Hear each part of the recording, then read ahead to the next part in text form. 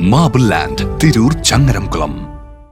രാജീവ് ഗാന്ധി സ്റ്റേഡിയത്തിൽ 50 കോടി രൂപയുടെ വികസന പദ്ധതികൾ വരുന്നു. കാലങ്ങളോളം തകർന്നു കിടന്നിരുന്ന സ്റ്റേഡിയത്തിലെ ഗ്രൗണ്ട് നവീകരണം പൂർത്തിയായിട്ടുണ്ട്.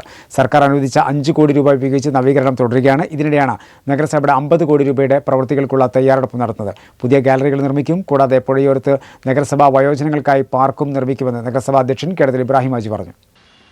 ജില്ലയുടെ പന്തുകളി ആവേശം ഉയർന്നു കേട്ടിരുന്ന തിരൂർ നഗരസഭാ സ്റ്റേഡിയം കുറെ കാലമായി തകർച്ചയിലാണ്. സിന്തറ്റിക് ട്രാക്ക് തരിപ്പണമായതോടെ നവീകരണത്തിന് വേണ്ടിയുള്ള മുറവിളി ഉയർന്നിരുന്നു. നഗരസഭയുടെ കഴിഞ്ഞ ഭരണസമിതിയും MLAയും ചേർന്ന് നവീകരണത്തിലുള്ള നടപടികൾ ആരംഭിച്ചു. 1.30 കോടി രൂപ ഉപയോഗിച്ച് ഗ്രൗണ്ട് നവീകരണം നടത്തി. പുല്ല് വെച്ച് പിടിപ്പിച്ചു. ഗ്രൗണ്ടിന് ചുറ്റും ഇരുമ്പ് വേലി കെട്ടി. നനയ്ക്കാനുള്ള ഓട്ടോമാറ്റിക് സംവിധാനം ഏർപ്പെടുത്തി.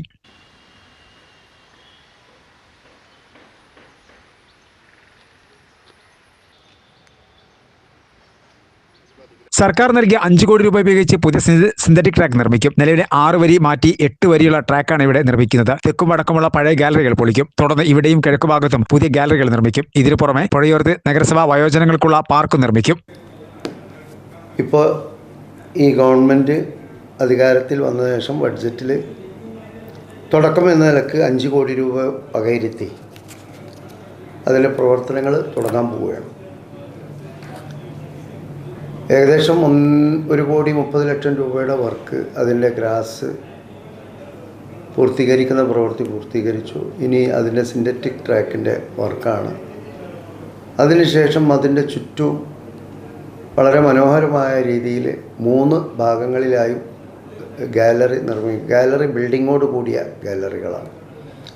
ആ ബിൽഡിങ്ങുകളൊക്കെ വിവിധ ആവശ്യങ്ങൾക്ക് ഉപയോഗിക്കാവുന്ന രൂപത്തിൽ, അത് നമ്മുടെ കിഴക്ക് ഭാഗത്ത്, അതുപോലെ തന്നെ വടക്ക് തെക്ക് ഭാഗത്ത് നമ്മളവിടെ ഒരു വിശ്രമ കേന്ദ്രവുമായി ബന്ധപ്പെട്ട് ഈ പുഴയോട് ചേർന്ന് നിൽക്കുന്ന സ്ഥലമാണ്.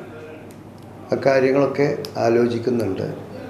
മറ്റൊന്ന്, ഏകദേശം ഈ പദ്ധതി തുടങ്ങുമ്പോൾ തന്നെ ഏകദേശം ഒരു 50 കോടി രൂപയുടെ പദ്ധതിയാണ് തുടക്കത്തിൽ നമ്മൾ ആഗ്രഹിക്കുന്നത്. ഗവൺമെൻറ് സ്പോർട്സ് മിനിസ്റ്ററുമായി സംസാരിച്ചിട്ട് ബഹുമാനപ്പെട്ട MLA അദ്ദേഹത്തിൻ്റെ ശ്രമഫലമായാണ് ഈ 5 കോടി ഗവൺമെൻറ് വകയിരുത്തിയിട്ടുള്ളത്.